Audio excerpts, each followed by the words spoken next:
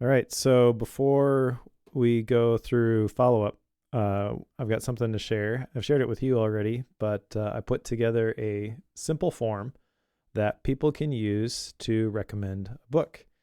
And this was in response to you asking me many times, hey, so where can people go to recommend this? And I didn't have a good answer. Yep. So I dug into, I've got an account with Tally, and I set up a form, and that gets fed into the Notion database that we use for all of our show planning. And it works. We've tested it. And yeah, if you want to suggest a book now, I will include a link to this form in the show notes.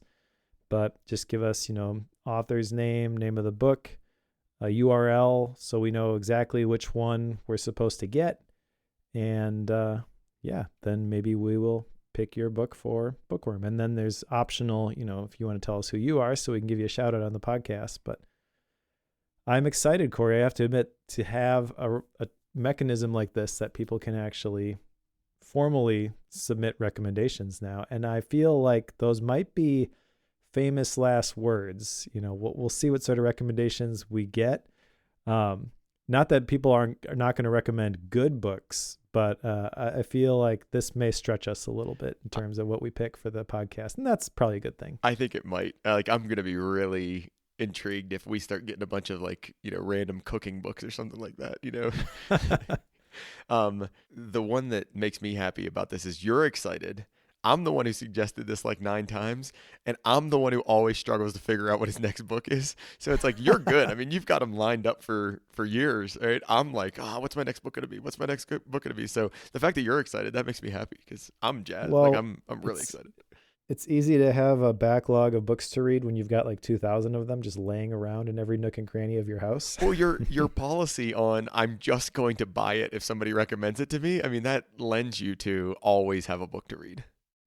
It's true. Which actually that leads to another point of book related follow up. So we've talked about, should you read physical books or digital books? Okay. Right? I know you're a Kindle person, but we have to mention the Kindle change that happened this week. I'm not familiar. You're shaking your head. Okay, so for a long time, there has been in the terms of service, when you buy a digital book, like a Kindle book, you don't actually own this book. You can't do whatever you want with this file. Now, that has not stopped many people from ripping the DRM off of it and changing the format and putting it wherever. And I even laughed when Michael Hyatt on Mac Power Users was talking about how he was doing that with the books that he bought. And he worked for a publisher. Yep. But Kindle has basically removed the mechanism that those types of programs would use to take off the DRM. So you can't do that anymore, or you're not going to be able to do it shortly. And yeah, this has always made me a little bit uncomfortable with the digital book format. And I feel like this is kind of inevitable that we would get to this point where they're just going to crack down on it. And no, it's not really your book. But yeah, score another one for physical books. That's all I'm going to say. Okay. All right. You can be a hater, right? Like that you have this whole physical analog workflow that at some point you turn digital and all that stuff. I just embrace the digital from the beginning. I mean, that's different structure, different folks. So, okay, we can do that.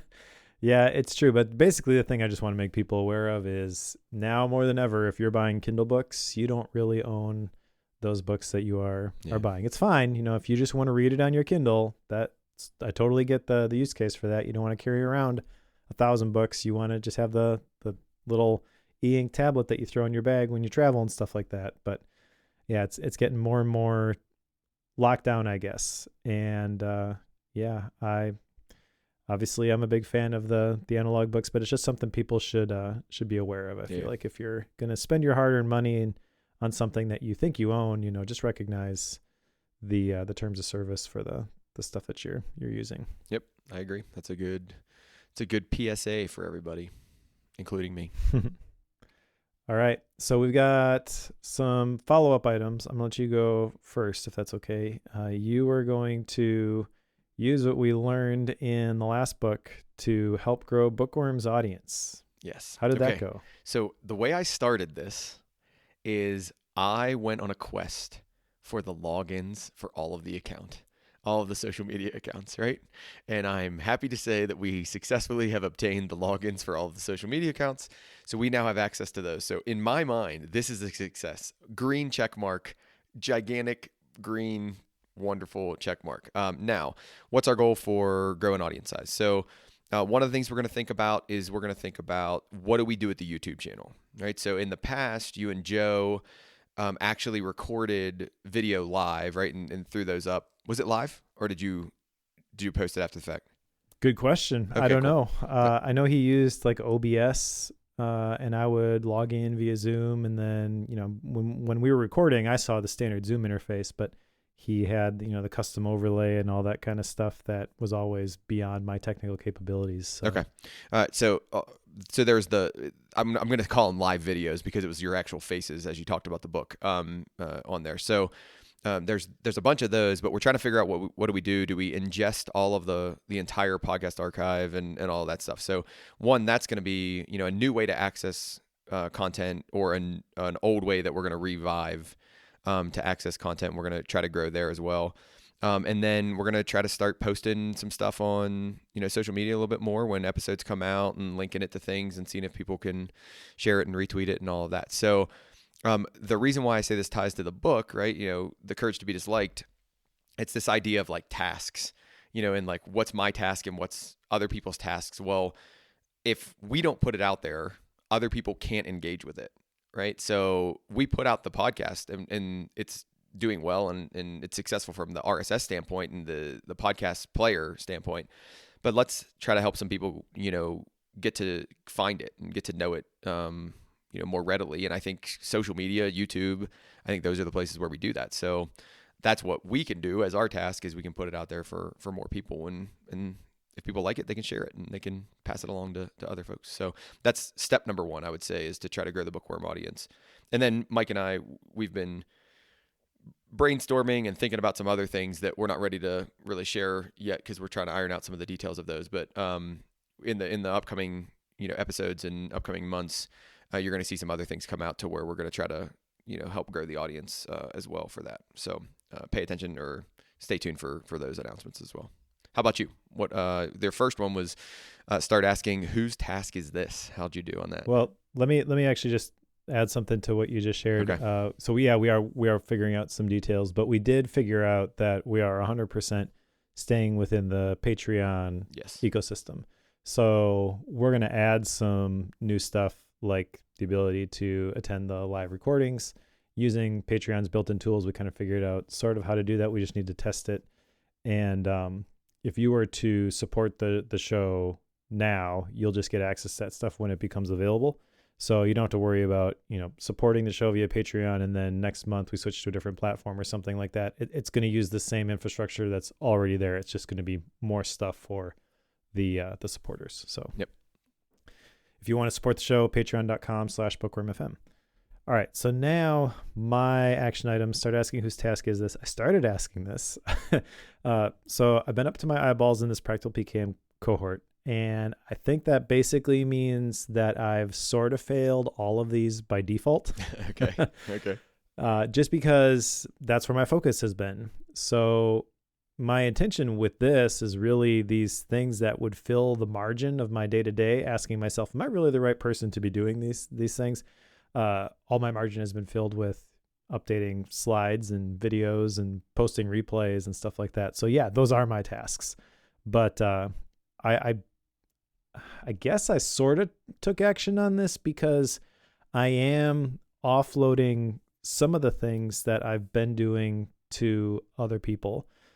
We've shared previously about how I'm using the video service to help with the YouTube editing and stuff like that. I haven't produced a YouTube video in a while, so I need to get more consistent with that. But I'm also in the process of figuring out the systems for taking my newsletters, which I write every week, and then working with somebody else, not just me, to take that content and break it apart into social media posts that I can share across different platforms, and then also taking that and using it as blog posts on the new website, which is not quite ready to be launched, but it will be shortly. Practicalpkm.com is my personal website, and it's about to get a big overhaul as soon as the other pages for like Life HQ and the library, stuff like that are ready to go. Designer Developer is doing a great job on those. I don't think I ever showed you the one for Life HQ, but it's looking great. Yeah, you've not. It's not live yet. Probably will be by the time this goes out. But yeah, I'm basically just trying to give the whole brand a significant overhaul. I've been working on like the bones of the site. It's going to be using Ghost, which I'm excited about. I'm working with a Ghost consultant to like use my brand fonts, use my brand colors, put in all these like custom code snippets, and really just getting the bones there for just populating it with the content. And it's looking good, but there's still a few loose ends to tie up, like I said. Okay. So, yeah, whose task is this? I feel like you could maybe give me partial credit for that one. Avoid comparison, I guess, because I've been too busy to compare myself to anybody else. But I have to say, I realized this because I was working with a designer developer, and I'm trying to explain exactly what I'm looking for. And then I start thinking, as I want to like create these feedback videos, who else has done something that I want to use. And I realized that, so Jay Klaus's Creator Science page is basically the layout that I was going for. And then I started looking at it and I'm like, wait a second. And then I realized that I had inadvertently bought, I think, the same base theme that he uses. Wow. So yeah. I guess that's sort of a comparison thing that I sort of stumbled into. Not intentionally. I just went into the Ghost marketplace, and I was looking for, what I landed on was these bright themes. I actually bought a whole bunch of them, and I liked it because for longer blog post articles, there's this table of contents that floats on the left-hand side. Okay. So you can jump straight to the different sections. You can see where you are in the article. And I feel like that's gonna be perfect for some of like my task management YouTube video, making that a big long blog post. So it's broken down into those individual sections. Like that's what I want. So yeah. And then live earnestly in the here and now. I don't think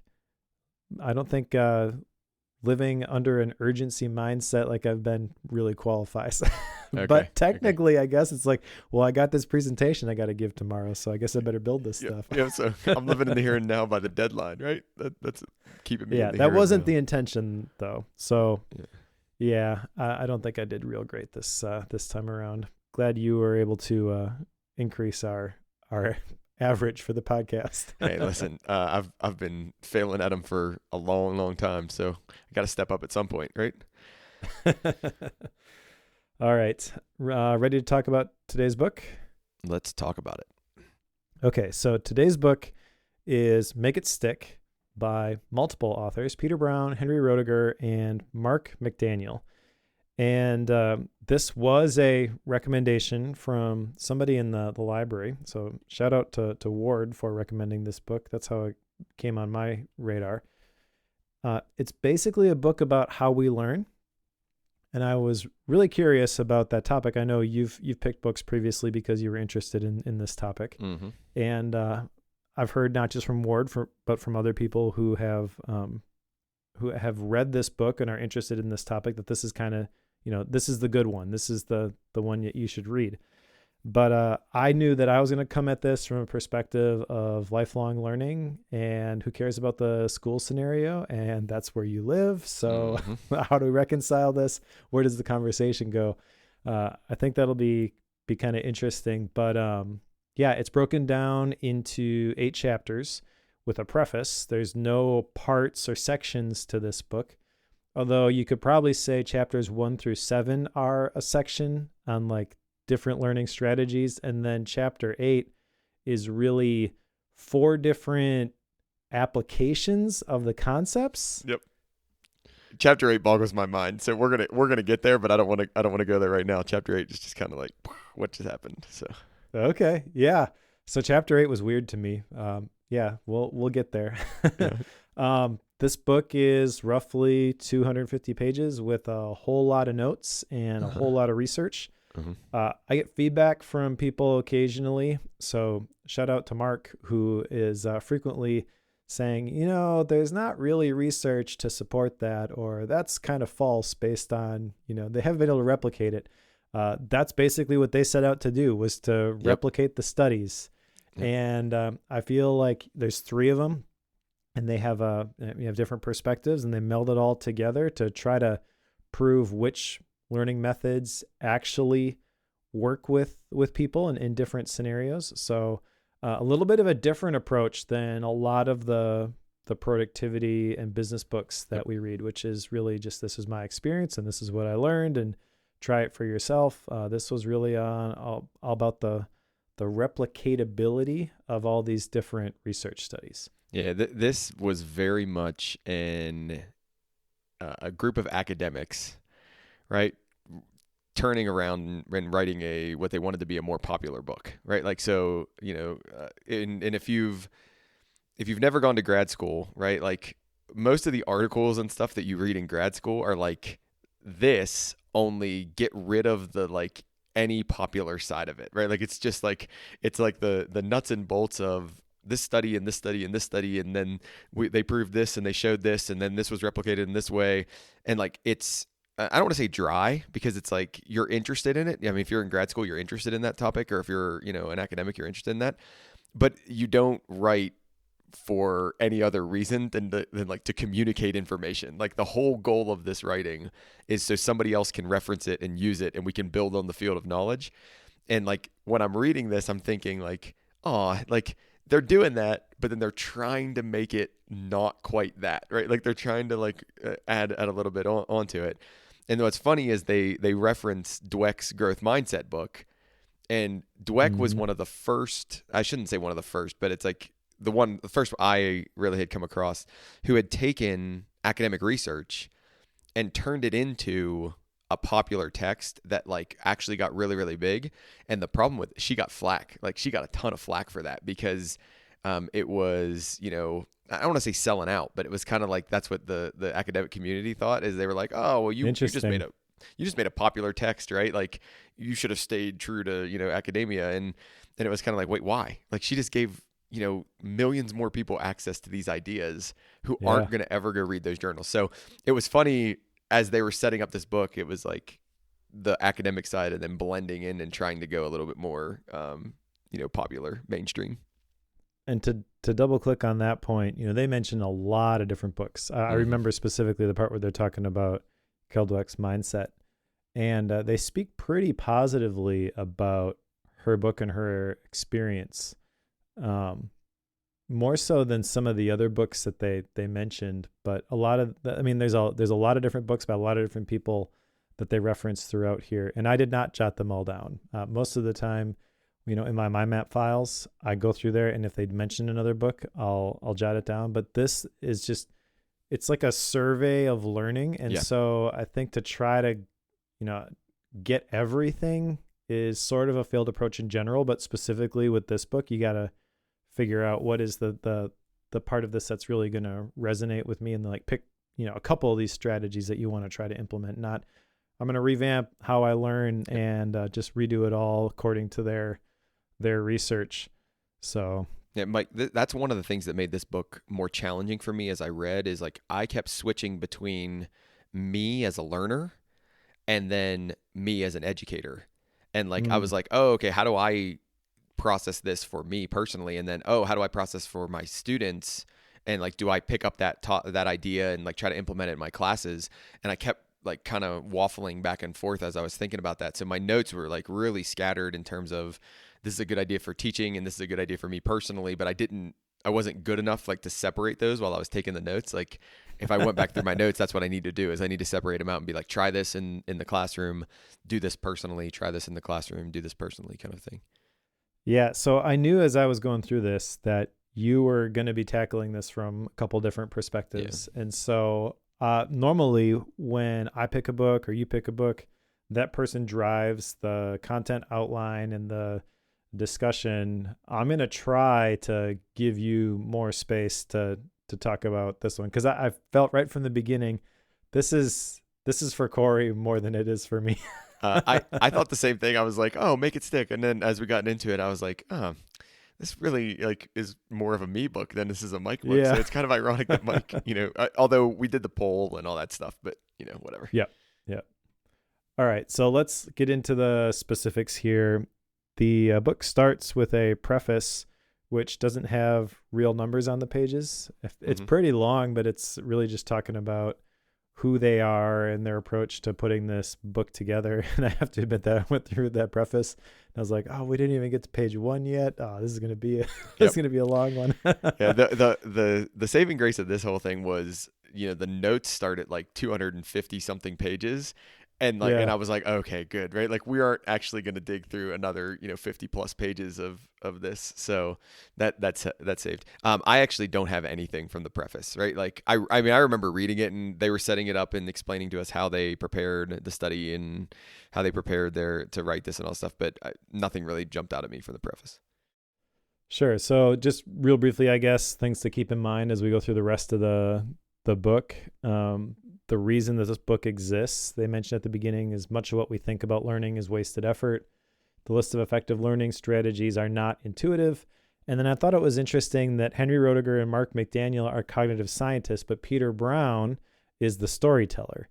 So if you're going to take 3 people and put together a book like this, that seems like a pretty good mix. You have 2 Yeah. people who can go through the data and then one person who can spin a good narrative around it.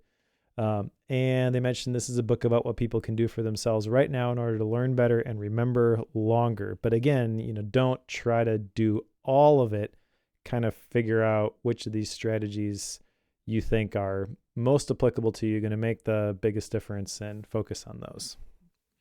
Yeah. One of the things that didn't jump out at me until later in my reading of this is how much about memory it was, right? And so like learning versus memory, but at the same time, you need to remember some things in order to then learn and apply. And like they get into that in terms of like creativity, and they do that later in the book.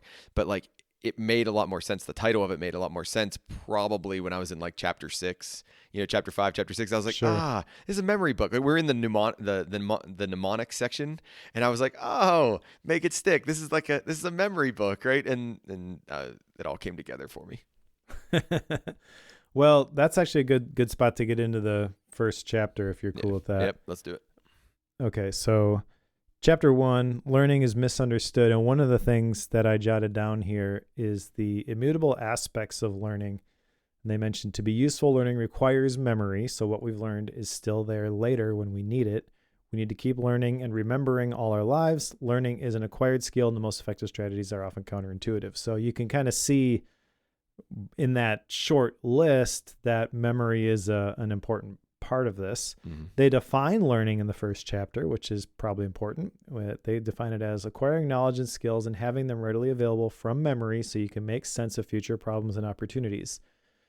And I guess maybe that's where like all the focus on memory is where they start to lose me even at the very beginning, because the stuff that I do, I don't know, like the whole purpose of like the second brain type stuff. And I don't think I do specifically building a second brain sort of methodology inside Obsidian, but it's along the same lines. Like, what is the goal here?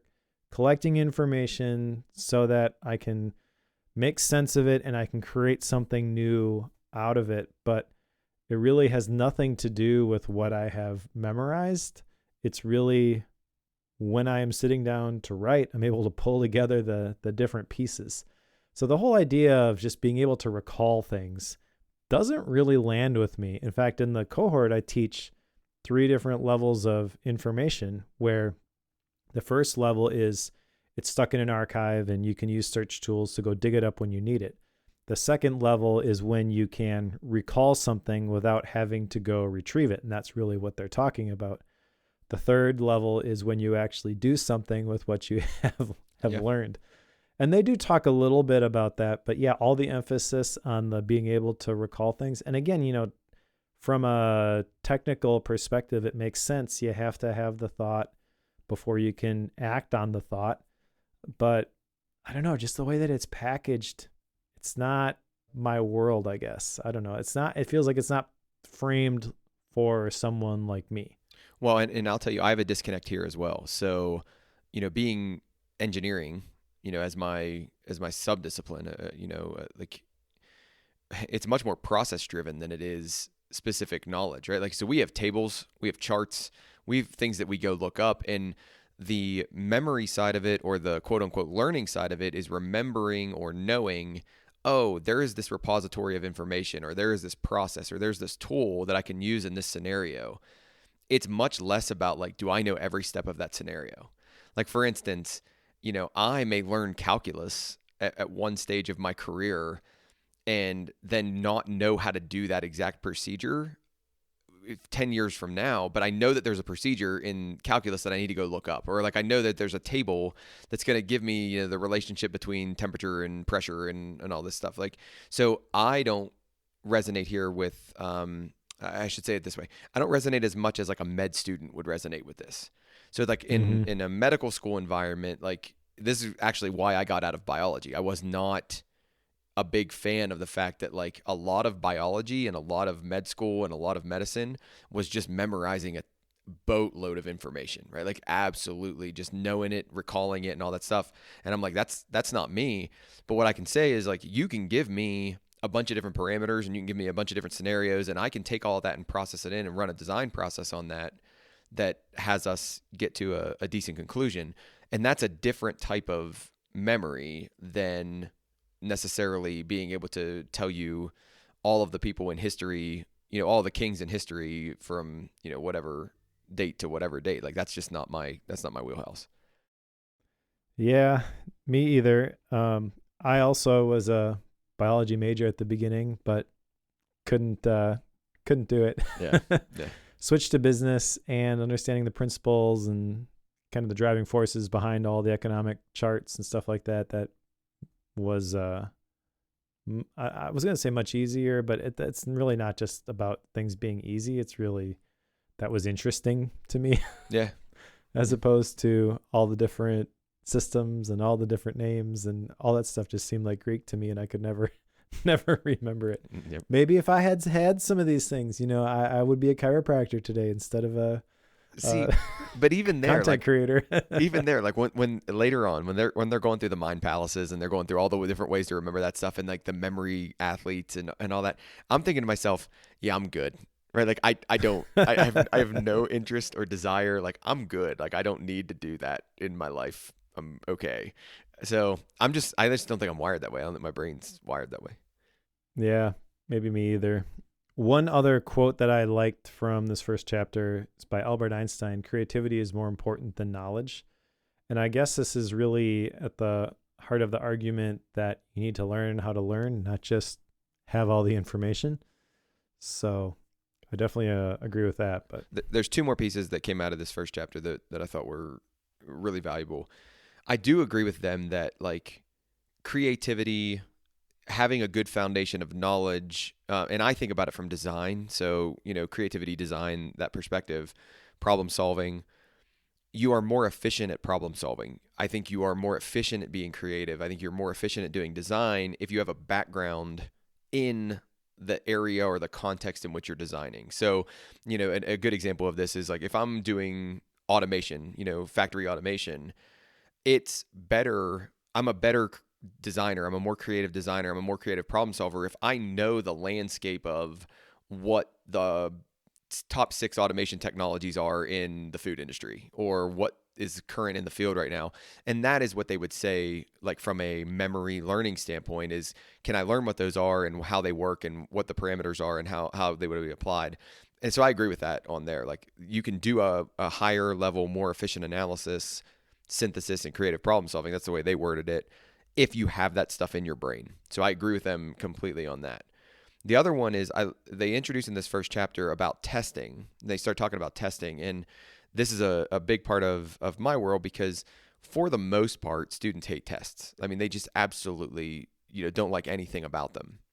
And they pitch testing as not a dipstick to measure learning. So not something that's going to be punitive or something that's going to tell you did a good job or you did a bad job. It's going to be something that's going to practice the retrieval from your memory. And it's going to be like, testing is a way for me to, and we would call it, so in the engineering education world, we would call it, it's a formative assessment, right? Like, so really it's just telling you how well you know a thing. I think you're getting into chapter 2 because that is to learn retrieve, and then that most of my notes on testing are from there. So you continue your thought, but I'm going to jot a note right here that I think this is actually where we should start talking about chapter 2. Okay. Yeah, but that was my only point, is like they repitch testing as a different idea than we normally think about it as. Mm-hmm. Yeah, no, the whole thing about testing, that was something that I wanted to bring up too, because they talk about testing helps you stop from forgetting the material. But then at the end of chapter 2, there was an important point, I thought, where testing doesn't need to be initiated by an instructor. And that was on my list of things to talk to you about, because as an instructor, you probably are the one initiating a lot of these tests. Do you see your students doing this themselves, like using this as a part of their learning process outside of the formal classroom? They will only do this to prepare for a test. Like, so that's what I thought. You know what I mean? Like, that's the only reason why they're going to do it. Are you familiar with a tool called RemNote? I feel like I've heard of that, but I don't know what it is. Okay, so RemNote was, how do I describe it? It's kind of like Obsidian and like a flashcard system mixed together. Oh, okay, yes. Yeah, I do remember that. So, and what you can do is you can do what's called spaced repetition, which our authors of this book would be, they're all for spaced repetition, and we're going to get into that later in chapter 3, chapter 4, something like that. But their whole application is based on this, where you set up these outlines and then you can turn them into, it's almost like a flashcard system that says, like, here's the prompt and then can you answer it? Here's the prompt, can you answer it? So the way our authors would call it is they would call it quizzing, which is that mini form of testing in order for you to retrieve, right? Like, oh, okay, I'm going to run through this mini quiz now. And that got popular because a lot of people in med school started using it. Like, they would do all their note taking and all their outlining on that, and then it would turn it into a way for them to quiz themselves automatically, basically. So that's how RemNote got real popular. Yeah, we will get into the spaced repetition formally later, but they do mention it for the first time, I think, here, where they talk about how it leads to higher long-term retention. And I do recall that RemNote application and like the different flashcard softwares that are out there.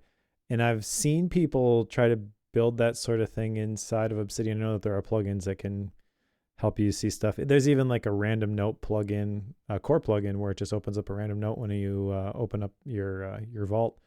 That has never been appealing to me, though. Like, I've never even been curious about, what is the value of doing something like this. It was always just like, why would anyone want to do that? The biggest thing I played around with this was for scripture memory. It's like, oh, could I use this tool as a way to memorize scripture, right? And that was the only thing that got me close enough to be interested in using a tool like that. But I went into it and I started playing around with it, and I realized I was like, it's just too clunky. It's just too cumbersome. So I lost that tool at the user interface, not at the actual functionality of it.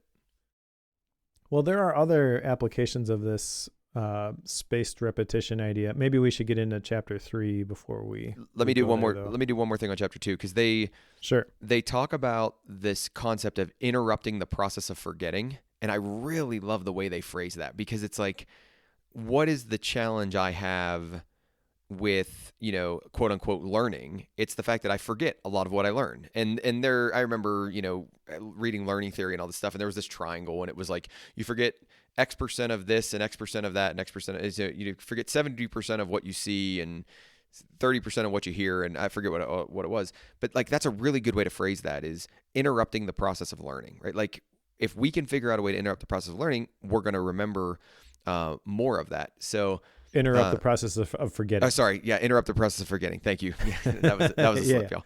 I know what you meant. But like, I like that a lot. Like, I really like the way they phrase that a lot. Yeah, I like that too. So the other one that got me towards the end of the chapter, and you might have mentioned on this before, and I missed it, but that we often don't want to work hard to learn, but that the more effort we take to retrieve this information, a lot of times it benefits us in the long run. So essentially, they introduce this for the first time here or close to here, where they're like, the harder we work to retrieve, the more likely we are to have it stick in our brain. And I was like, that's actually good, because that's usually where I fall down, is like, that's really hard to remember all that stuff. I'm done. Like, I don't even care, Yeah. So this is the the spot where like I understand that conceptually, and kind of a different version of that, I think, which is more appealing to me, is not the effortful recall of the information, but the forcing function of sitting down at a keyboard and writing something, and as a tool that forces you to sort of codify what do I think about this stuff. I find that is something that helps force the recall for me, but that's not really what they're talking about here. It's recalling the stuff so that you can answer the questions on a test, really, at this point. Yeah, they're very test specific. Yeah.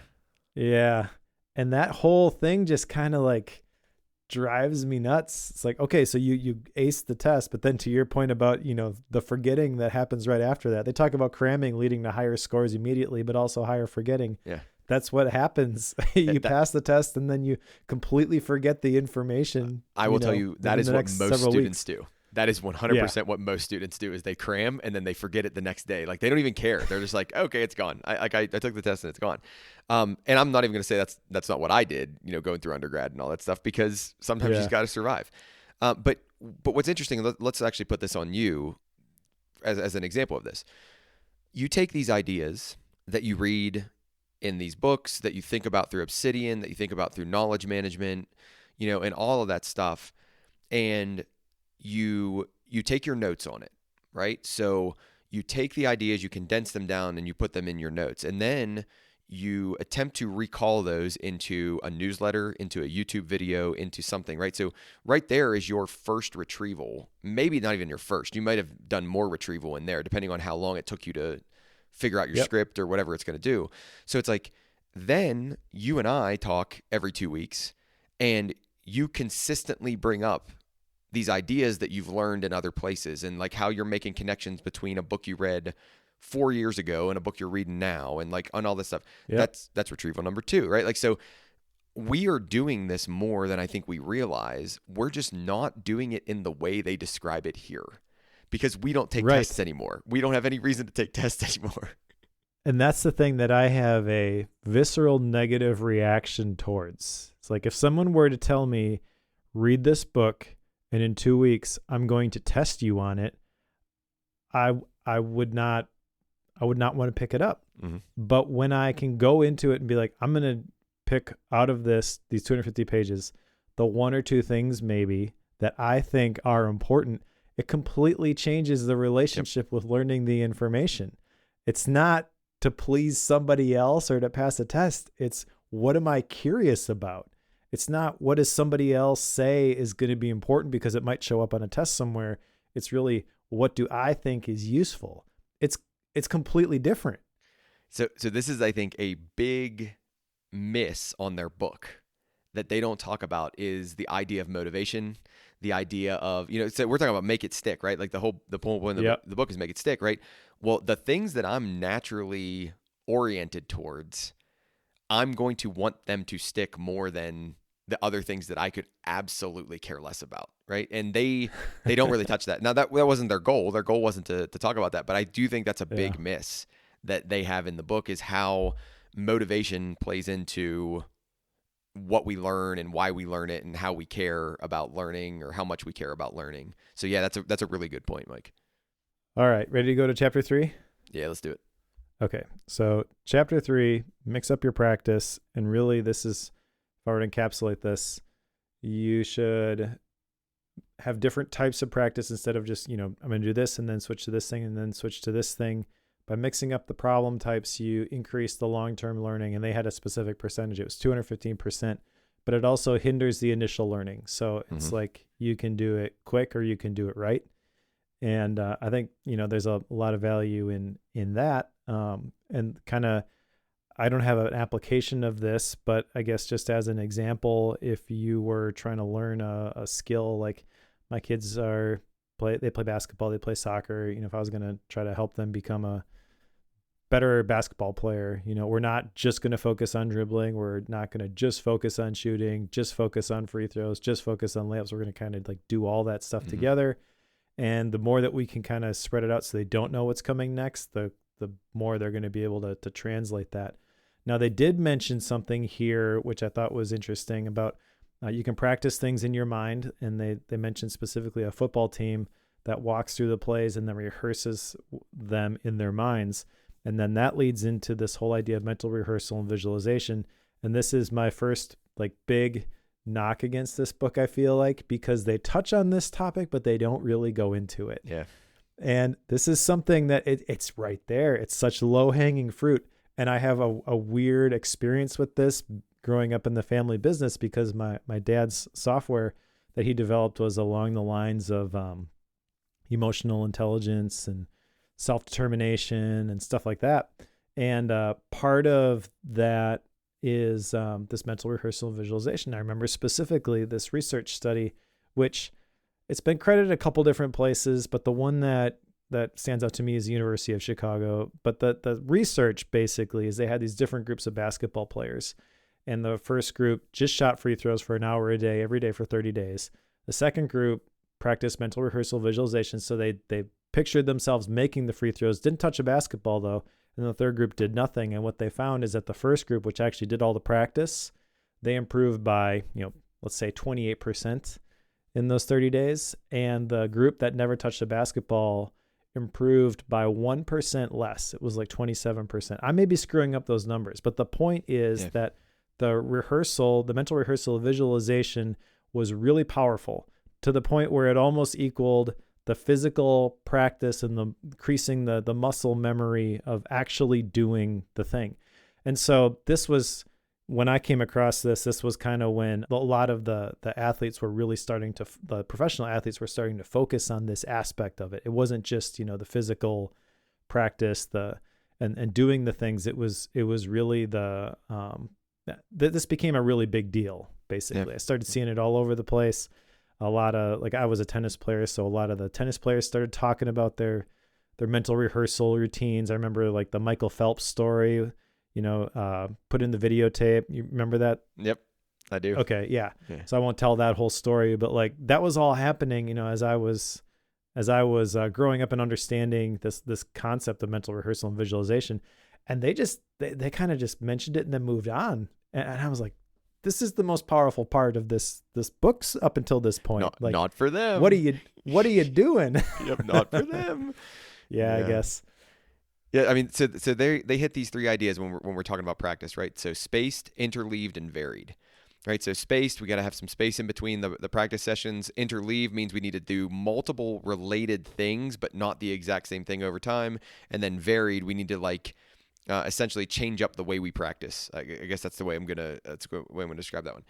The best analogy to this, without a doubt, is sports, right? If you've ever been on a sports team, this is typically what a sports team will do, right? You space out your practices, so you don't practice every day, all day, right? You actually take some space in between your practices, right? You interleave, so at this time, let's do soccer, right? So at this time you might be practicing passing, and then you're going to practice, dribbling, and then you're going to practice actual shots, and whatever it might be. So you mix up those related concepts, right? And then you're going to vary it up. Sometimes we'll do it at max intensity, sometimes we'll do it at minimum intensity. And I think to myself, this makes absolute sense, 100% absolute sense. Musicians would do the same thing. So Mike, you play the guitar. When you're practicing the guitar, you're not going to do the exact same thing over and over again unless you're cramming to play a song on Saturday night that you need to play Sunday morning. And then you will do that because, but if you want to actually get better at the guitar, you're going to mix it up. You're going to space it out. You're going to, vary the way you're going to do different things. And I just think there's a lot of validity there, at least on face validity. And then they're bringing it to you from a, research, credibility from a research standpoint that we've tested this and it's credible from the research standpoint as well. So I really like that idea. And that's one of my action items coming out of this book is how do I think about the things that I do or the things that I want to get good at, the things that I want to learn. I don't know exactly how to phrase that right now. But how do I think about those things and think about, can I do them in a spaced way? Can I do them in an interleaved way? And can I do them in a varied way? And intentionally implement that way I can learn or practice better. So that was a good thing for me, is getting out of, an action item out of this section. So that actually leads perfectly into the next section. I want to go back to your guitar example. Mm-hmm. So chapter 4 is embrace difficulties. And I think what happens by default with most people who play guitar, and I totally would fall into this as well, is you pick up the guitar to play it, and you have your standard lick that you play, your standard chord progression. It's like you don't even think about it. It's just, this is what I do when I pick up the guitar. And it's so easy to just fall into those regular patterns. Yep. Because this is what I normally do. So if you really want to learn the guitar, you have to do things that you're not good at. And so the very first thing they talk about in embrace difficulties is it's one thing to feel confident. I felt confident.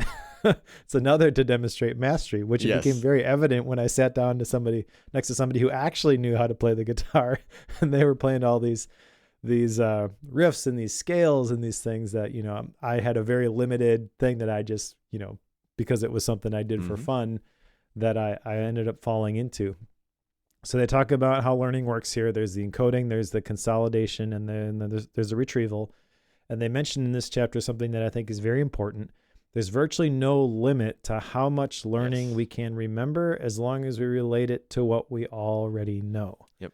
So yeah, I see you nodding your head. Maybe you got something that you want to talk about there, but really the thing that I wanted to chat with you about as it pertains to that is this whole idea of writing to learn as a way of codifying learning. I don't think they necessarily used that phrase. I think that was probably my interpretation of some of this stuff, but yeah, so like you're a professor, you put together these tests for your students. Do you think that is an effective technique to actually learn this stuff? Or is that just something that crazy content creators like me do once they get out of school? Okay, so you have to understand, I don't use tests as what we would call summative assessments, right? Like I don't like tests as summative assessments. You have to use them sometimes because there's really certain content where it's just there's not a better mechanism for it. Most of the things I do are projects, reports, presentations. So we're taking a whole work that we've done over the last 2, 3, 4, 5 weeks, months, whatever it might be, and we're packaging that into either a writing, like you're saying, or a presentation, or some other package that is being delivered. So I do much more of that. I would say like 75-25, right? 75% of my stuff is that. Now, I will still give tests, but my tests are 100% for you to go, like you essentially to check yourself and be like, listen, I have no idea what we're doing in this class, right? Like, so, engineering economics is one of them I'm teaching right now. And, you're dealing with moving money forward, moving money backward, annualizing amounts, like present value, future value, all that kind of stuff. And like students think they know what they're doing when we're in class and we're going over it. And then you give them like a quiz or you give them a test and they're like, nope, I have no idea. Like I understand the formulas you told me. I understand how to use Excel, but I have no idea how to set things up in order to do it. And a lot of times you can tell them that. Like I, as the instructor, can be like, hey, listen, I don't think you understand what we're doing here. Like at a fundamental level, you don't understand what we're doing here. But then when they see it on like, here's an exam problem, and I just have no idea what to do, and like they internalize it more. But what's interesting there is, and I don't think this is in this chapter, but it's in later chapters. The key is feedback and follow up. So it's like you have to give them feedback on that, and then you have to have them follow up and try it again, or else all you did was just hurt their confidence, right? Like, I mean, you just crushed their confidence because they're like, yep, I had no idea what I was doing, and you just proved it to me. So I have a little bit of a different take on this. I don't know if that answers your question or not, but I have a little bit of a different take on this from the way I do things. It does, and I like that you're hitting on one of the major problems I feel, though, with the whole classroom model, and feel free to push back against this, but they mentioned, for example, it's better to solve a problem than to memorize a solution. Mm-hmm. And the feedback that you're talking about, once you get the diploma, you get the degree, the natural next step, I feel like, is to be like, well, okay, I don't have to do that anymore. Yep. And one of the things that I tell people when it comes to establishing a reading habit and reading more is to pick books that you think are going to solve a problem that you're encountering. And there's a there's a nuance there between, reading to solve a problem and reading to memorize a solution. I feel like a lot of the productivity books that are out there are written in a way that they're trying to help people memorize a solution. Yeah. It's like, I'm going to tell you what I'm going to tell you. I'm going to tell you, and then I'm going to tell you what I told you. Yep. I'm going to say the same thing over and over again. And it could be a blog post, but it's going to be 200 pages. Yeah. Just because I want to drill this idea down. But yeah, the real valuable stuff happens when you learn to motivate yourself. And one of the best ways I know to motivate yourself is to, okay, I'm experiencing this pain point. This is really just a problem. It's something broken in my system. What are the potential solutions here for making this pain go away? Yeah. And tell me if you want me to stop nerding out on this, but it's like, okay, we have to learn linear algebra in my world, right? So I do industrial system engineering, right? So we have to learn linear algebra. Well, linear algebra is much more related to the testing, right? Because what are we trying to get you to understand? We're trying to get you to understand the mechanisms behind linear algebra. How do you manipulate matrices? How do you do different things, right? Really, we just need you to understand the mechanisms of that. Now, my difference from a lot of people is I'm going to teach you the underlying mechanisms, but then I'm going to move you to the tools you're actually going to use in industry really, really quick, because you're never going to do row operations by hand. Like, people just don't do that anymore. Like, you put it into a software program and it does the row operations for you, but you actually have to understand like why you would do it in certain ways. So I'm going to move you into application really, really quick. But the reason why you need to know that is because when we get into ops research or when we get into logistics engineering, it's all stats and applied linear algebra. So it's like, if you don't know those fundamental ideas and you're not good enough at those and when to use them and how to use them, logistics and ops research just got a lot harder. You can't solve interesting problems because you don't understand the fundamental math that drives that. Well, then you're going to go out and you're going to be an engineer, and it's going to get even worse, because then you're going to say, well, okay, I need to solve this actual problem for this company and save them millions of dollars, or not. And I don't understand the logistics engineering side of it, because I never understood the math side. So it's like, it's this idea that it builds on it, on itself. And that is, they talk in here about having the coach or having the trainer or whatever it is that like pushes you and keeps you doing deliberate practice, if you will. I think that's going to be later in the chapters. I think that's the value of a university. If you're going to a place where you have good instructors, is it's not the rote information that gets input into your brain. It's the ability for me to help you understand contextually why you need to know linear algebra, and then help you figure out what pieces of that are going to stick with you, and then which ones we're just learning because you got to learn them for now, and like, I think that's the value of our role as educators. So sorry, I just soapboxed for a minute. So thank you for entertaining. To extend the soapbox, because I think it leads into the next chapter, chapter 5, avoid illusions of knowing. I would argue that the real value for people who aren't just going to teach so that their students pass a test, just double click on what you were just talking about. The biggest thing of value that you can show your students is, you don't understand that thing as well as you think you understand it. And let me show you why. Yep. You don't know your blind spots. Having somebody who has done the thing and has experience in your field, having them show you, this is actually what mastery looks like. I think that's important. That's not at all, I think, what chapter 5 is really about. Yeah. Just the title ties in. Yeah. The very first thing they mention in here is metacognition, which they have a different weird definition of. I've always thought of metacognition as like thinking about thinking. Yep. And they define it as monitoring your own thinking. It's thinking about thinking, right? Like, so it's always been thinking about thinking. It will always be thinking about thinking. That's the way you remember it. Well, how would you even go about like monitoring your own thinking? Yeah. That feels like, okay, so I have to figure out a way to actually measure this. That seems ridiculous and too much work. And forget that. Yeah. It's hard enough getting people to think about thinking. Let alone try to monitor it effectively. I agree. But I do have a lot of notes in this section. They bring up a lot of interesting ideas. So the first like related one, I think, is the Dunning-Kruger effect, which is when we're incompetent, we tend to overestimate our competence. And they've got kind of different ways of defining these, which are, I don't know, they provide more context, let's say, for the traditional definitions of this stuff. But the Dunning-Kruger effect, I feel like that's like the chart where it goes way up at the beginning as you're just learning the skill and you feel like, oh yeah, I got this. And it goes way down when you realize, oh, actually, I know nothing at all. And then it slowly kind of builds again. Yep. Is that a accurate description of that? Yeah, I would say that's accurate. I definitely experienced that in my life before. It's like, it's like, oh, I know I know nothing. And then you try to come back up a little bit. Yeah. But essentially they're talking about kind of some different mental models in here, which, by the way, that's a whole nother topic. They got a different definition of mental models. Yeah. Which I did not really care for, but I don't know. I guess I've got my own, we've read several books on mental models. I'm a big fan of those. So having them define a different way of like how you are actually building these things as a system in your head didn't really click with me. But so this chapter is interesting to me because vendetta might be too strong of a word, but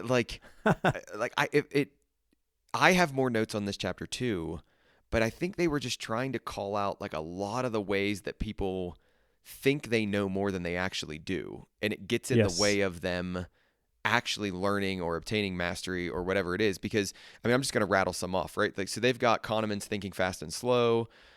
They've got hindsight bias, fluency illusions, memory conformity, like flashbulb memories. Like they've got a ton of these different things.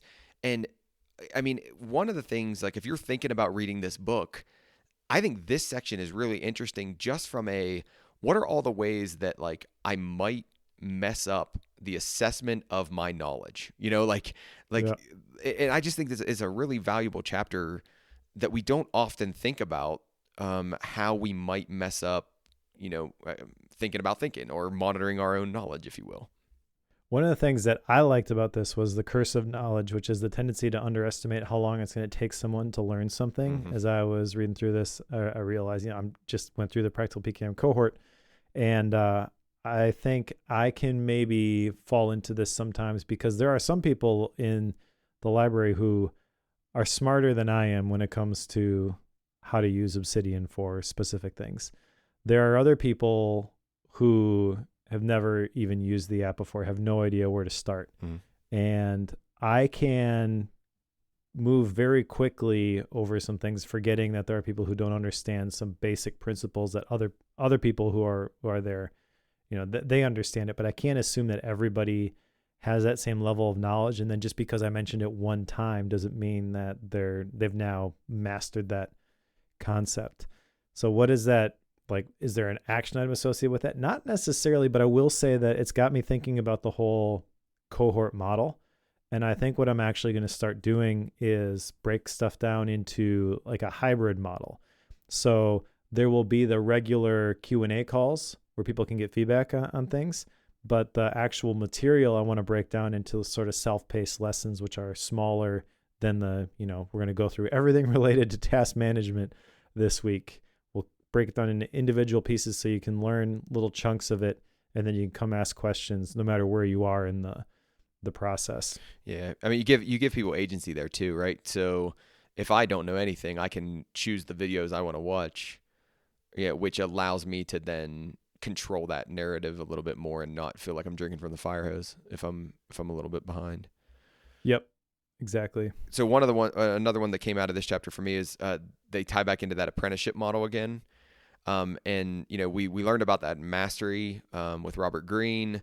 I am a huge fan of apprenticeship. Like I just think, I don't know how scalable it is, and I understand what we're dealing with, as a country from an educational standpoint.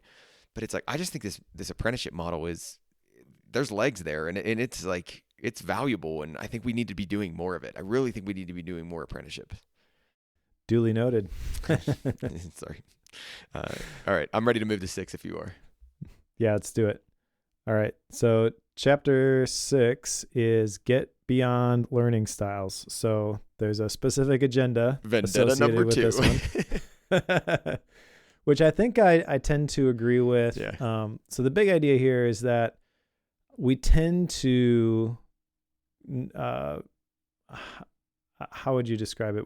We have our preferred ways of learning, and I think it's easy to just seek the path of least resistance. And they would say that's not really a good approach. If you really want to learn things, you should use all of the different methods that are available to try to crystallize the knowledge. Yeah, I think that's the big idea in a nutshell. Really, what I want to talk about from this chapter has nothing to do with that. Well, yeah, let me add the in types of intelligence. Yeah, So let me add in, and then we can go on to the stuff you and I actually want to talk about. I think one of the things too here is learning styles became really, really big, and everybody thought like they were going to have this like gigantic impact, and they tried to make all this news about them and adjust your teaching based on learning styles and all this stuff. And one of the problems with them is they weren't really credible from a showing improvements in learning and improvements in performance. But they got touted as that. Like they kind of got picked up as the social phenomenon, but there wasn't a bunch of evidence backing them up. And I think they needed to go on the record stating, we reviewed the research and there's still not a lot of stuff about, learning styles. So people, please stop. Like stop with the learning style stuff. And then now let's go on and talk about the things that we actually want to talk about. Cause I thought the back half of this chapter was pretty good.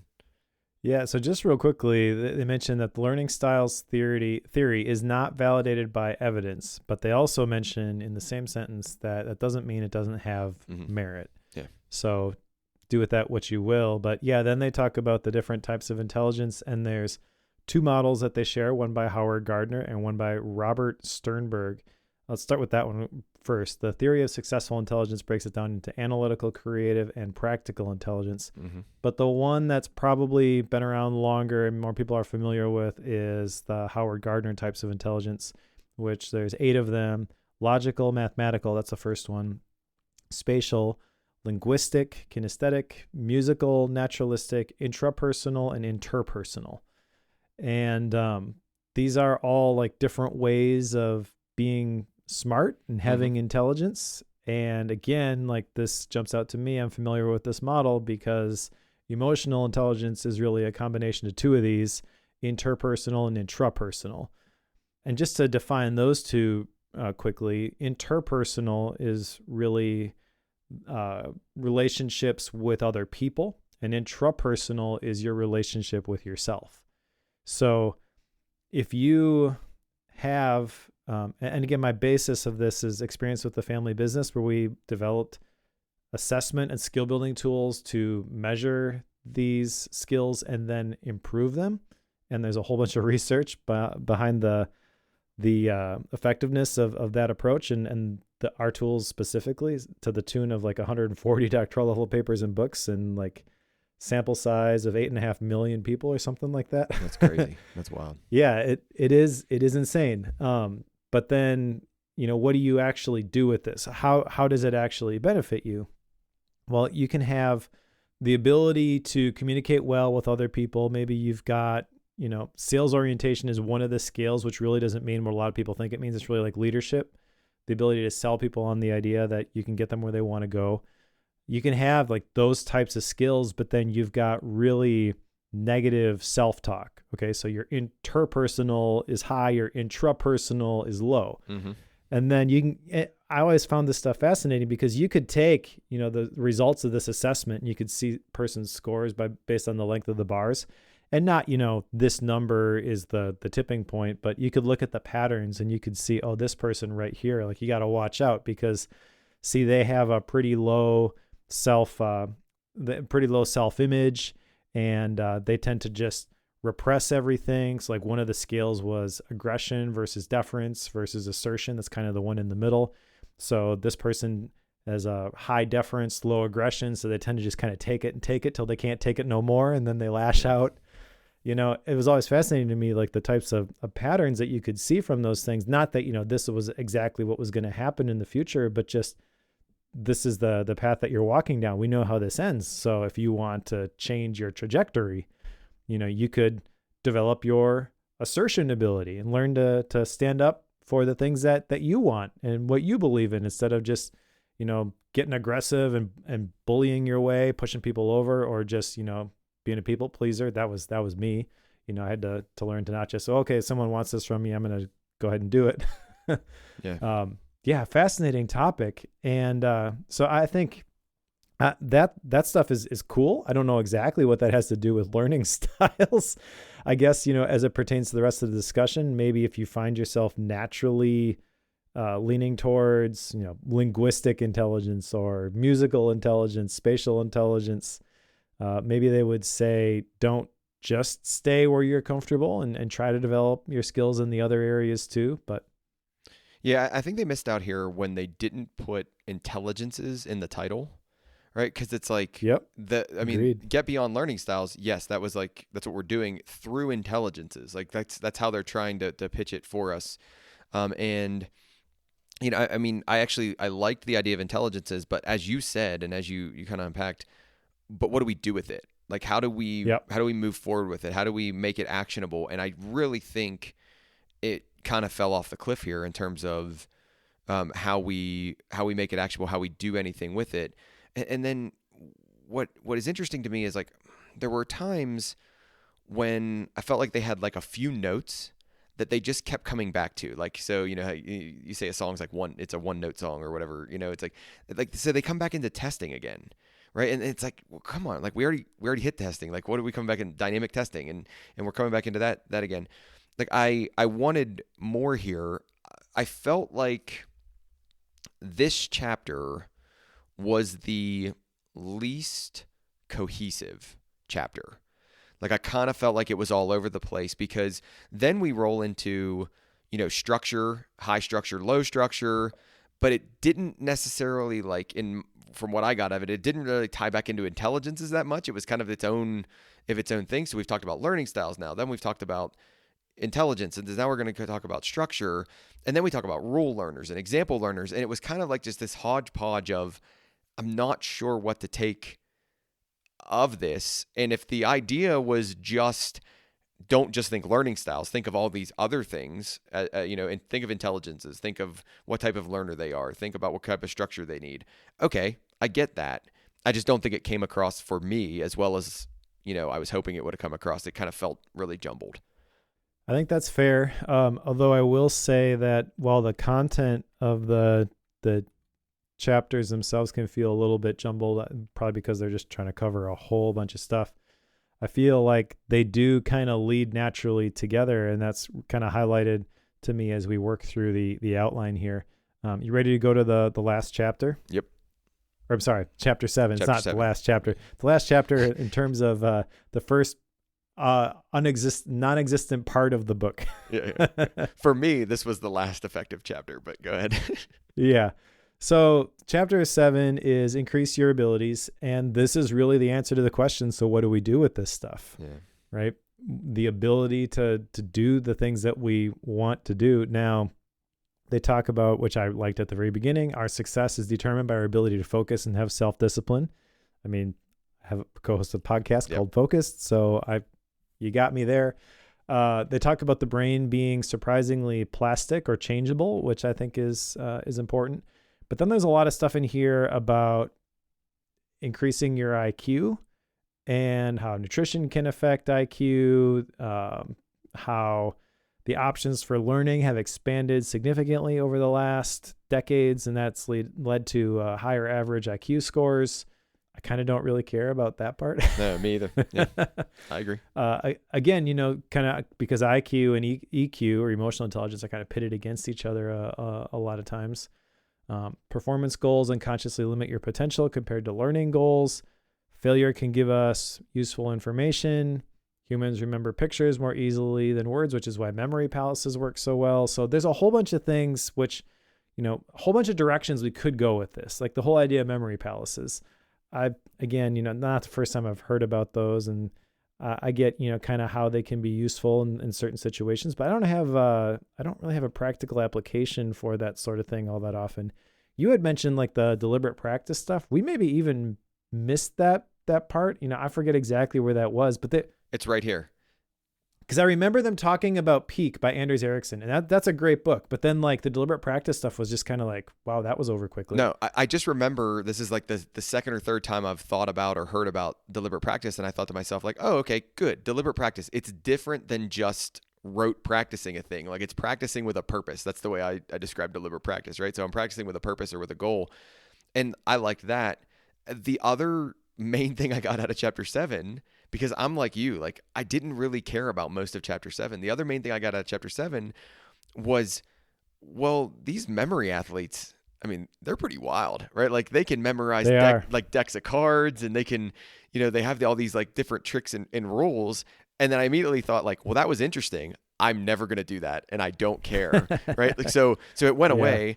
I thought it was interesting to read about the people doing their exams through these memory palaces and going to the different coffee shops and like seeing different things, and it reminding them of different ways to like pass their A levels or whatever it was.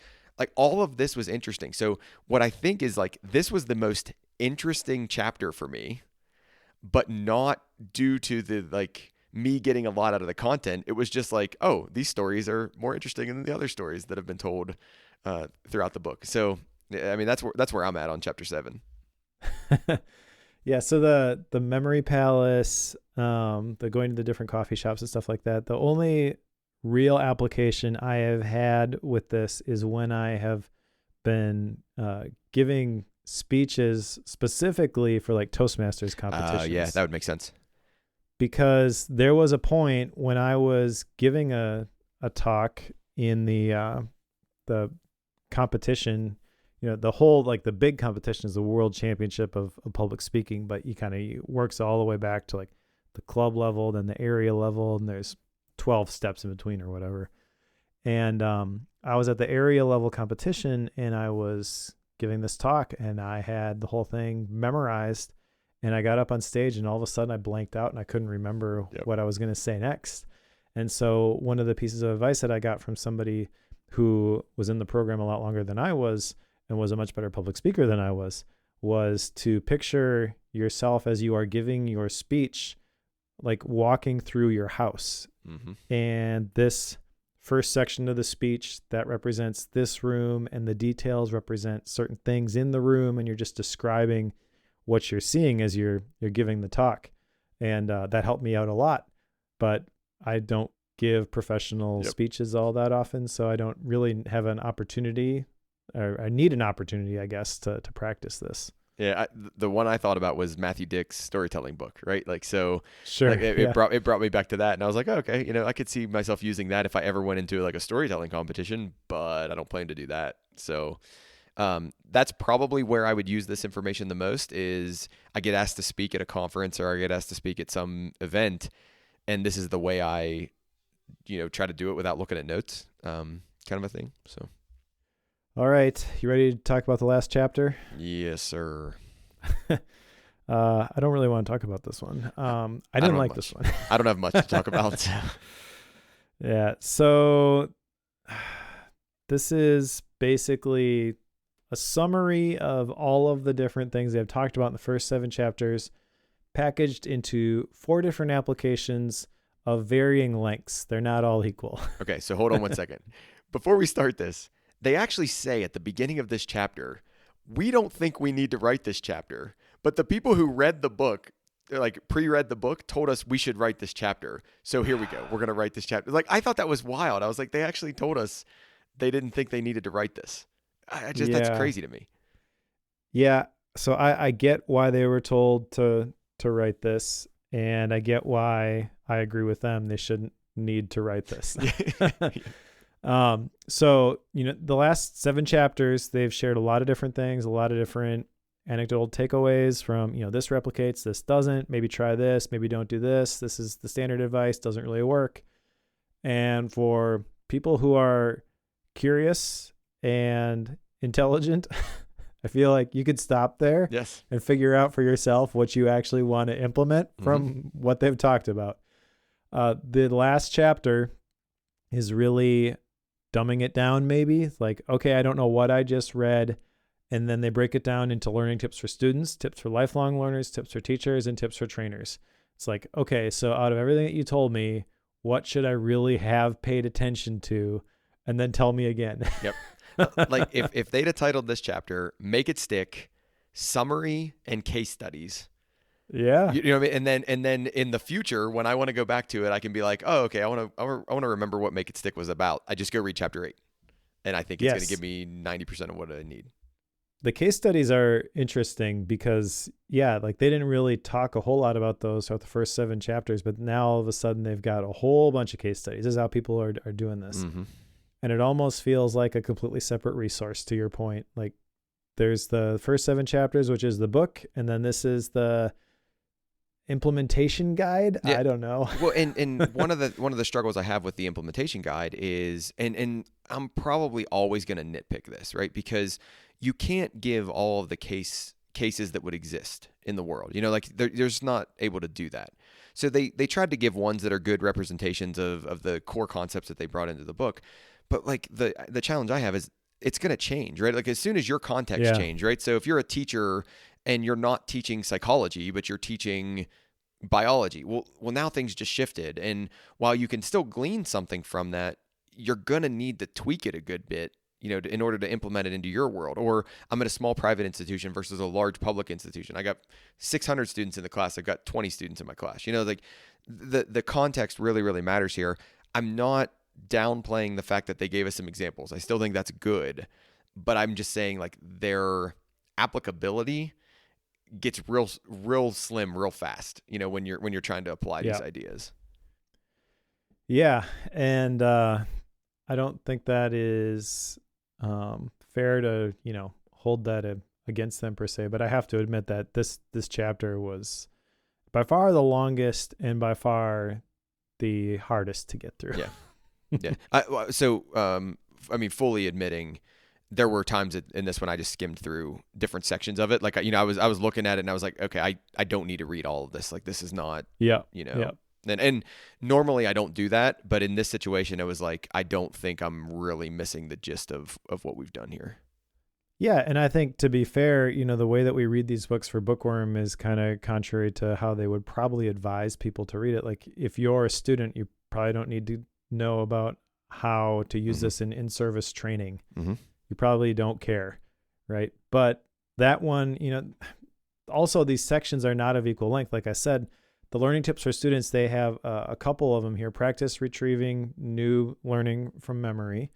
Space out your retrieval practice. Interleave the study of different problem types. And then they have other effective study strategies. And they list a whole bunch of them that they talked about throughout the book. Yeah. Elaboration, generation, reflection, calibration, mnemonic devices. But for the other ones, like tips for lifelong learners, there's really retrieval practice, generation, reflection, elaboration. That's it. Yeah. Okay. And then tips for teachers. I think this one, they get a little bit more specific, where you explain to students how learning works. You teach students how to study. You create desirable difficulties in the classroom, and you be transparent. Yeah. And then the last one, the tips for trainers, there's just the in-service training. That's it. Yeah, exactly. This is how you might want to implement this. And then again, the case studies is how people are doing it in these different businesses and organizations, which are useful if you're the trainer, if you're the in-service, you want to figure out how to use this in-service training. You'll read those case studies to get inspired for how to use it, but you're not going to read the case studies for the students and the lifelong learners and the teachers necessary, because it's not applicable. It's more of a reference. It's absolutely more of a reference. I completely agree with you. Yep. Absolutely. All right. So that's the end of the book. Anything else you want to say about this? No, I'm ready to go to action items and then style and rating. I'm ready to go. All right. So I have actually just one action item from this, and it's not, tied to a specific thing here. And I don't even know how I'm going to really get it to work. But the whole idea of spaced repetition is something that I have been familiar with and I'm interested in.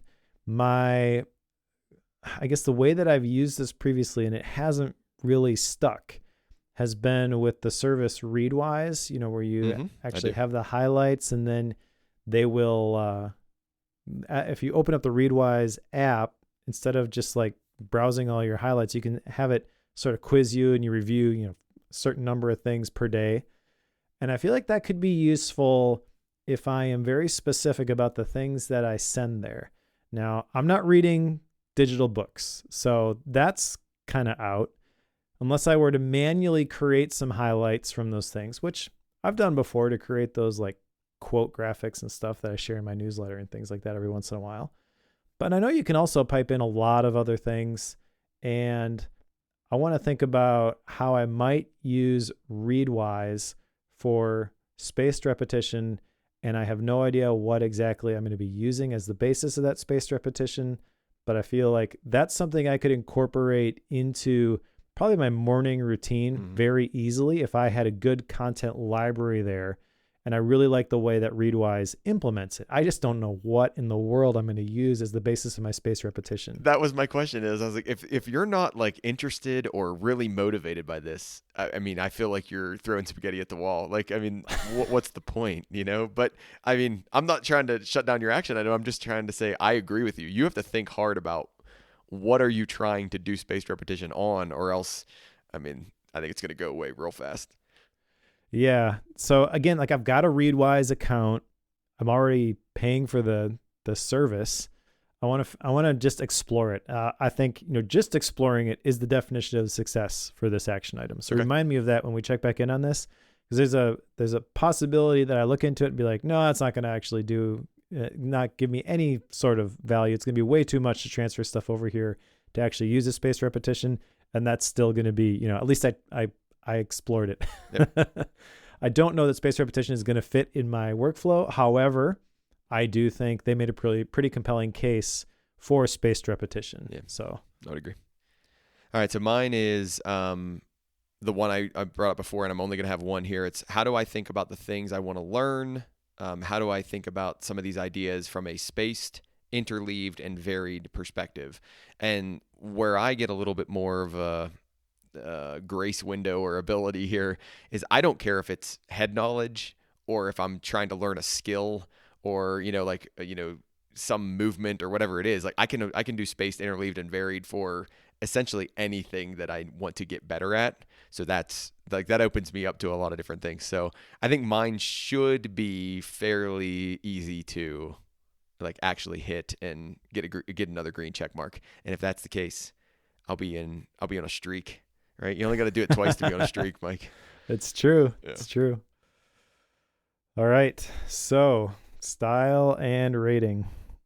Man, do we have to? Yes, you do. And you start because it's your book. Okay. So, I actually think that the style of the book is pretty good for what it is. It's not my cup of tea. Okay. I guess I didn't really do a whole bunch of research into what exactly was this. I understand the premise. I've always pushed back on people who have shared that feedback of like, well, that thing that you've been doing, there's really no research behind that. They haven't been able to replicate that study. And my response has always kind of been like, who cares? Okay. Yeah. Like, I like it. Seems to be working for me. I'm going to continue to do it. And I think there's an element of truth to that for most of the stuff that we read. Okay. So this is a totally different perspective, totally different approach to these things than we would typically get in these books. Now, they mentioned a bunch of books that we have read previously, or I've read previously, Mindset by Carol Dweck, Peak by Anders Ericsson. Then there's a whole bunch of books that they mentioned that I did not read, but there was enough overlap there where it's like, okay, I've heard some of this stuff before. And I understand the approach here is they're going to really just look at all of the different approaches to learning, and they're going to try to help people separate, this is what actually works, this is what doesn't. And I guess the measure of effectiveness that they're using for this, I kind of don't care about, which is, are you able to recall it? Can you pull out the answers when you need to on a test? Has zero application for me. Yep, I got you. So I'm not the ideal audience for this. However, if you were going to write that book, I feel like the way that they went about it is the right way to do it. You got two people who really know the research. You have one person who can tell a good story. And that comes through in the style. Yeah. This could have been way harder to get through than it was. Absolutely. And there are certain people who, even in that scenario, would have absolutely loved it because they are debunking all of these different things. And yes, finally, the truth is becoming known. And I'm just kind of like, tell me a good story. Yeah. Yep. So it held my attention. I'm glad that I read it. I don't think I'm the right person who's really going to apply a whole bunch of stuff from this. If I get into spaced repetition, you could argue that that's a life-changing action item that that came from this. You'd be right. I feel like the first 7 chapters, having talked through it, are tied together and presented in a way that is way more effective than I thought when I first just was like grabbing these points and putting them in my outline. I feel like there's a really strong connection between those. And chapter 8 is totally just tacked on. Yep. And to your point, like they called out, we don't really think we need this. The editor says we do. Yeah, exactly. So I'm not going to hold that against it. Yeah, I think I'm going to rate this 4 stars because even though, I've kind of picked at different things and I wish, they would have spent more time talking about this. That's not the purpose of the book. They were never going to do a deep dive on mental rehearsal and visualization or talk about the widespread applications of emotional intelligence. That's just where my brain went because of the other books and things that I had read prior to this. So trying to keep in mind, the goal of this particular book. I think this one's a little bit harder to recommend than the average bookworm book because you really got to be interested in the whole process of learning and metacognition for this really to be a fascinating page turner. As a good a job as they do of making it not boring and telling good stories, I feel like there's a good portion of the audience that they're just not going to care about this, which is totally fine. So it's hard to say, exactly who this is for, but I totally get why some people think this is absolutely fascinating and an incredible book. I mean, you could have been taught certain ways of learning and practice them your entire life and like, why is this so hard? And this is going to help you see things. Oh, I should do it this way instead. Oh my gosh, this is so much more effective.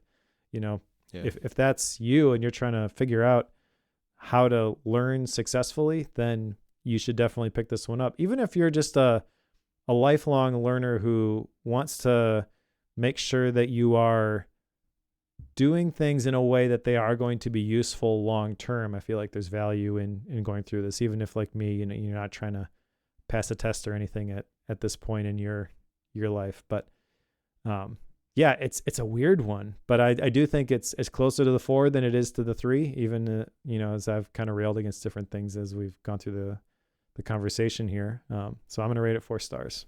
Okay. I'll put my rating and then I'll describe it.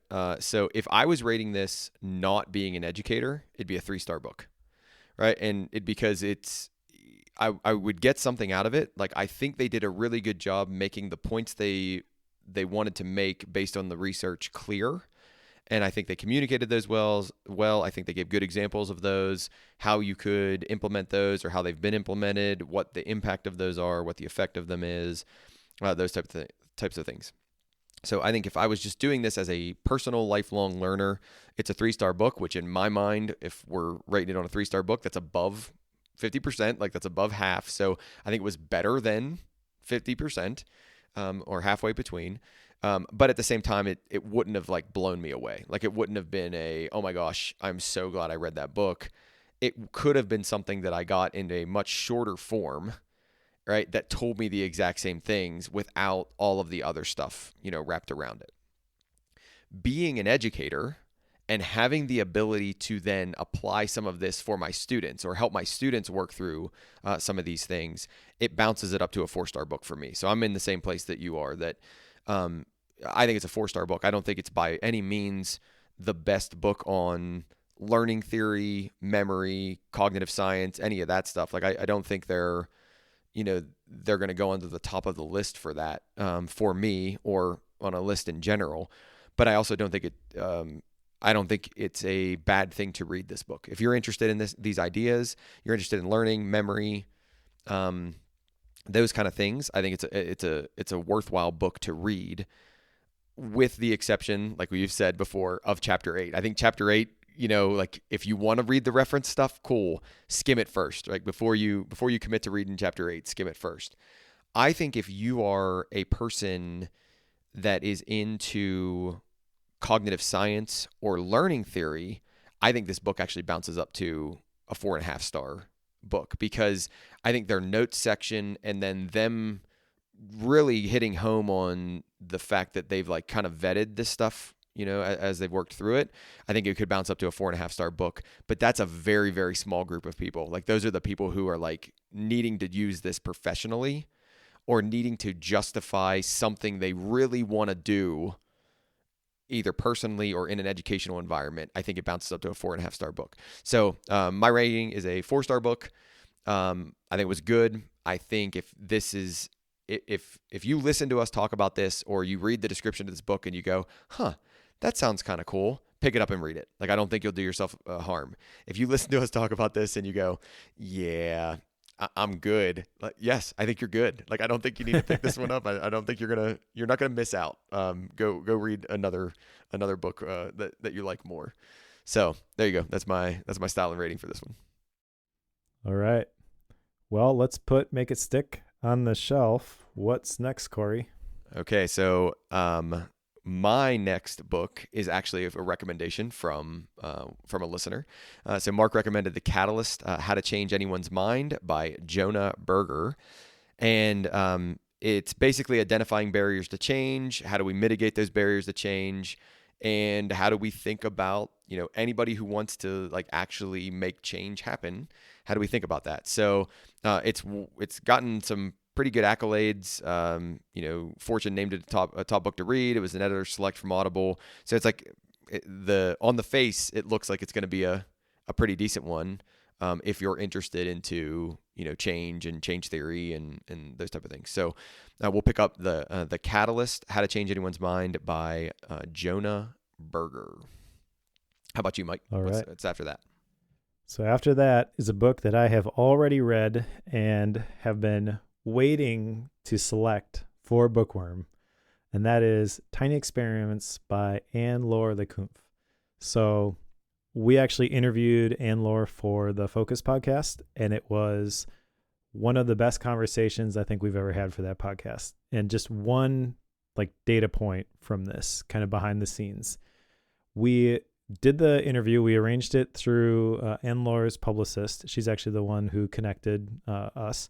And then when we did the interview, she had just moved. So she was like setting up her microphone on top of a box and like stuff's all over. And she's like, I'm really sorry, but because I just moved, they might be delivering something, and I'm going to have to step away for a moment. Yeah, no problem. So most of the time when that happens, someone steps away, they come back and they're like, okay, so where were we? And you have to like reframe everything. So it happens in the middle of the episode, the doorbell rings. I'm really sorry. I'll be right back.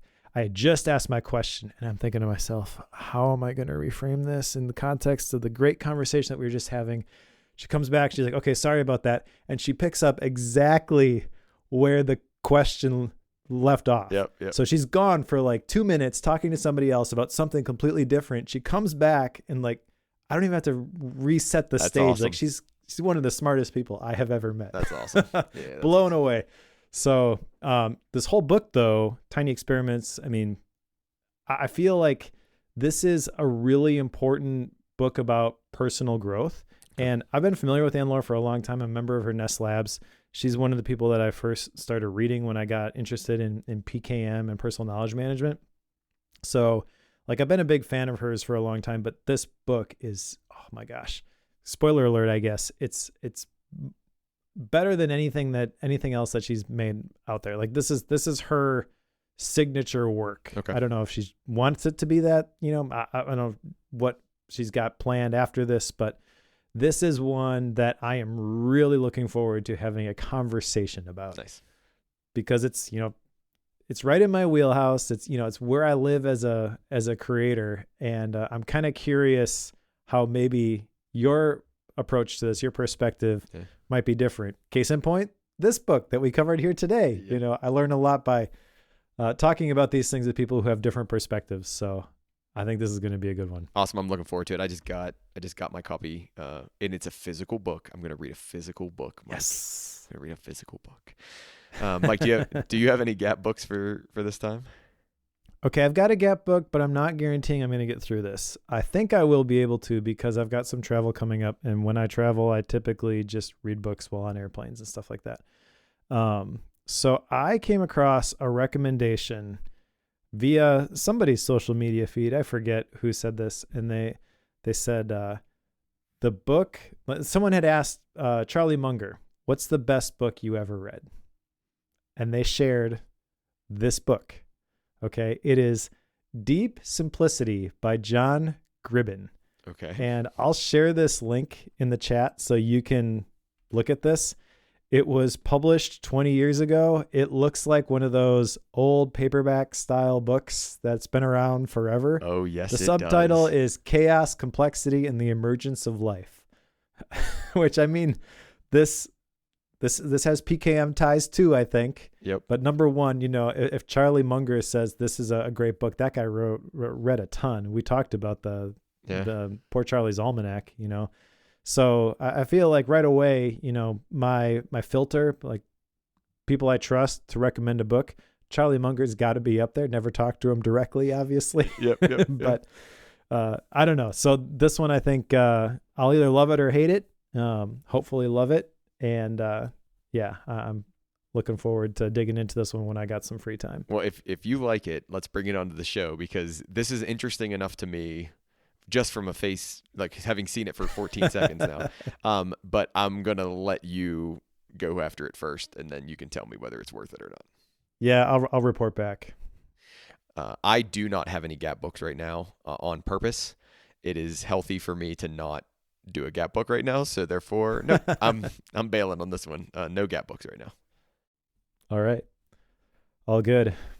Well, if you are reading along with us, you can pick up The Catalyst, and we will go through that one in a couple of weeks.